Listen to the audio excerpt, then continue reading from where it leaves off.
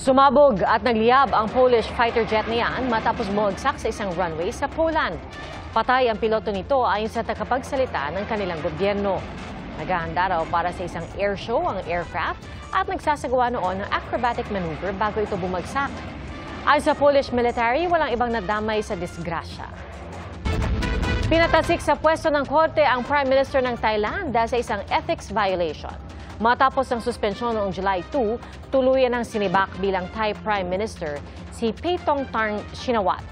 Kaugnay po yan ang kontrobersyal na pag-uusap nila ni dating Cambodian Prime Minister Hun Sen kung saan minaliit umano ni Paetongtarn ang Thai military at nagpakita ng paggalang sa Cambodian Prime Minister sa gitna ng tensyon ng border ng dalawang bansa.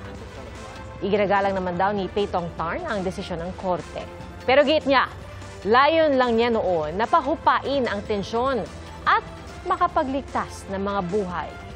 Si Paetongtarn ang pinakabatang naging Prime Minister ng Thailand.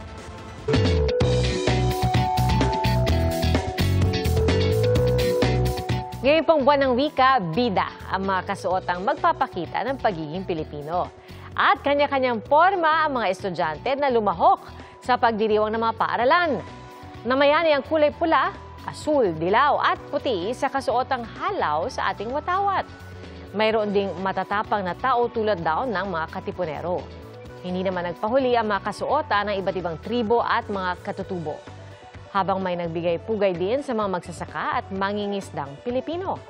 Ang ilan gawa pa sa recycled materials ang kasuotan gaya ng tinahing banig, may sako at plastic, at di pa syempre mawawala ang literal na pambansang kasuotan natin na barong at barot saya. Hindi na lang po para sa tao ang cable car sa Northern Italy, kundi pati na rin sa mga mansanas. Naisip kasi ng mga magsasaka na gamitin ito para mas padaliin ang paghatid ng kanilang ani pababa sa bodega. Kaya itong magkarga ng mahigit 400 container na may timbang na tig 300 kilo sa loob lang ng isang oras. At sa Seoul, South Korea naman, agaw pansin ang life-size hologram. Hindi na mga K-pop idol kundi ng mga polis. Pinoproject ang imahe sa isang acrylic panel kada 2 minuto mula alas 7 hanggang alas 10 ng gabi. AI-powered ang mga ito at nakapwesto malapit sa mga bar.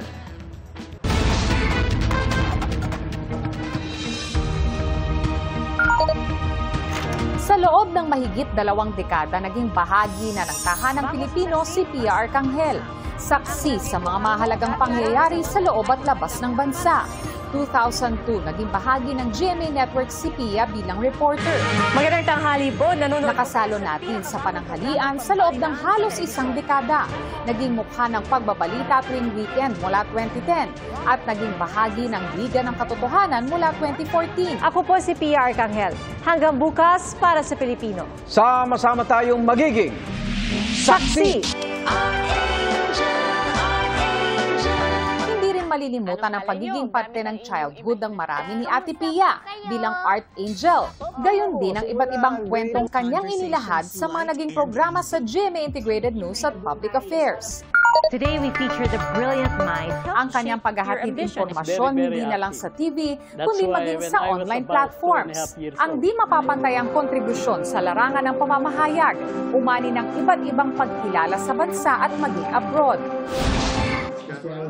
Ngayong araw, muling pumirma ng kontrata si Pia sa GMA Network bilang anchor ng late-night newscast na Saksi at ng 24 Oras Weekend. Present sa contract signing sina GMA Network President and CEO Gilberto R. Duavit Jr., GMA Senior Vice President and Head for GMA Integrated News, Regional TV and Synergy Oliver Victor B. Amoroso, at Vice President and Deputy Head for News Programs and Specials Michelle S. Seva.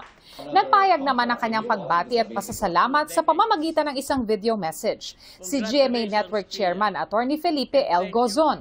Pia Arcangel is one of GMA Integrated News' most valued personalities.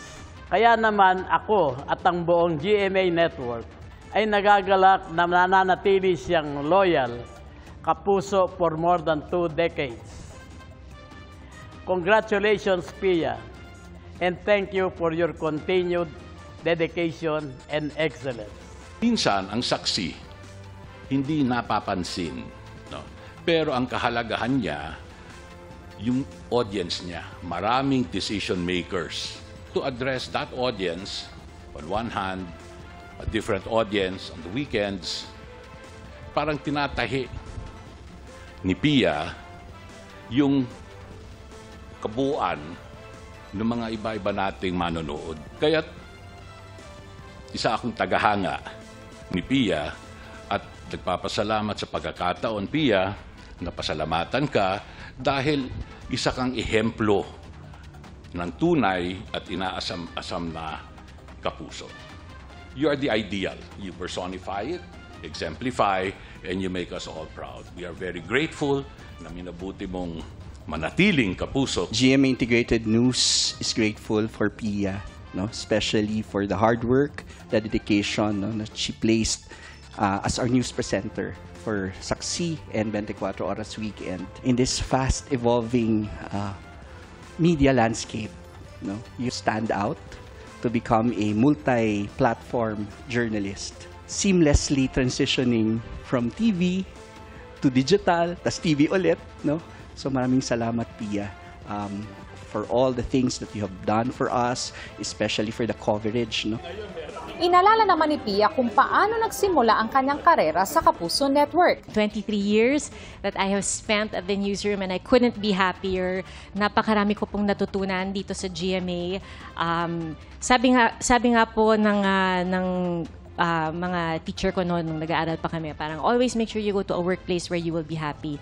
And that I have found here in GMA. Nagpasalamat si Pia hindi lang sa GMA Network, kundi sa lahat ng mga sumuporta sa kanya. For me, it's actually not just a workplace, it's family, it's a home. I've been so lucky to work with such great bosses, great peers, na ang dami kong natututunan sa kanila, and we uphold the same values. Thank you so much. Thank you, sir. Thank you, ma'am. Thank you, Sir Ollie, for continuing to give me the trust and support. And I promise, susuklian ko po yon ng paglilingkod sa bayan at ng mas malawak na misyon, sir. Thank you very much. Para sa GMA Integrated News, Von Aquino ang inyong saksi. Muli po sa GMA Network at sa inyo po mga kapuso ang aking taos-pusong pasasalamat. At salamat din po sa inyong pagsaksi. Ako po si Pia Arcangel. Proud to be kapuso para po sa mas malaking misyon at sa mas malawak na paglilingkod sa bayan. Mula sa GMA Integrated News, ang News Authority ng Filipino. Hanggang sa Lunes, sama-sama po tayong magiging saksi!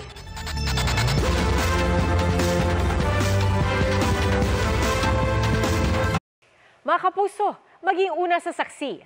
Mag-subscribe sa GMA Integrated News sa YouTube para sa iba't ibang balita.